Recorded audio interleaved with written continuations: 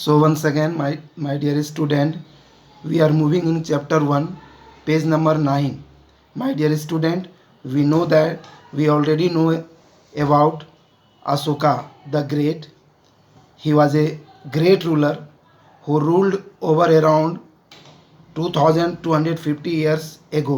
प्यारे बच्चों, सम्राट अशोक के बारे में आप जानते हैं, जिसने आज से पूर्व यानी 2250 साल पहले अपना शासन चलाया था और उसके बहुत सारे अवशेष हमें आज भी कंधार अफगानिस्तान में मिलते हैं। किस तरह का शासन सम्राट अशोक का रहा, इसकी भी जानकारी हमें अरेबिक और ग्रीक लिपि में प्राप्त होता है। बहुत सारे इन्फॉर्मेशन लिखित चीज़ों का भी खोज हुआ।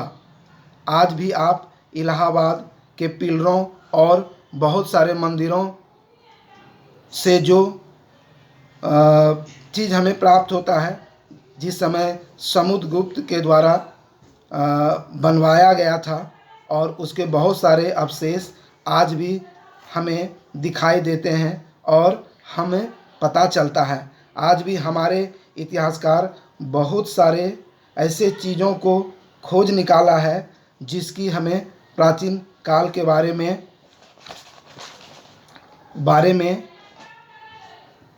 समझ लेते हैं। जैसे ज़मीन खोद के सिक्के, आभूषणें, मिट्टी के बने बर्तन से हमें बहुत सारी जानकारी पता चल जाती है। इन सभी चीज़ों से हमें उसके कल्चर के बारे में भी पता चलता है।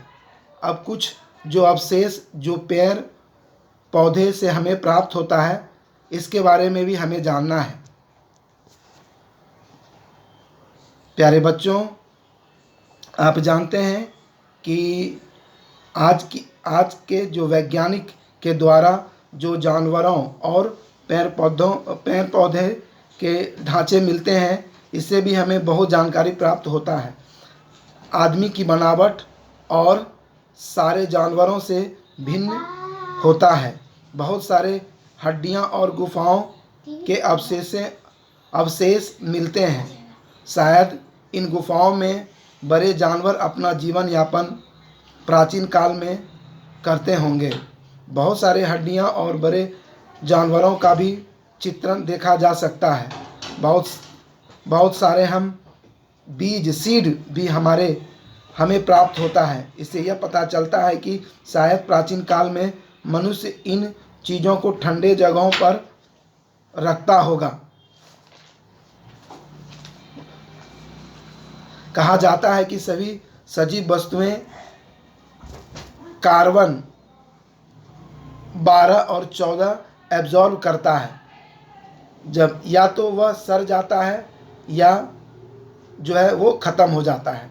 लेकिन जो कार्बन 14 होता है, वह कार्बन 12 के माफिक घटने लगता है, जिससे वैज्ञानिक कार्बन 14 का मापन करता है और जिसका रेशियो कम होता है तो पता चलता है कि वह चीज़ पुराना है।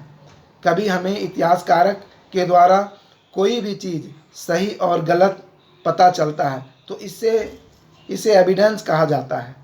हमें किसी राजा और रानी के बारे में पता तो चलता है, परंतु उसके गुप्त चीज़ के बारे में पता नहीं चल पाता। आज भी जो लोग आइलैंड पर रहते हैं, वे लोग मछली पकड़ना और शिकार करने पर ज़्यादातर आधारित रहते हैं, और शहर में रहने वाले लोग खाद्य पदार्थ के स्रोतों पर निर्भर रहते हैं। और अंत में हम यह भी जान लें कि जो अवशेष हड़प्पा और मोहनजोदड़ो से यह दिखता है कि बहुत पहले आर्यन की प्रजाति, उनकी सभ्यताएं जो है बहुत पहले से चली आ रही है। प्यारे बच्चों,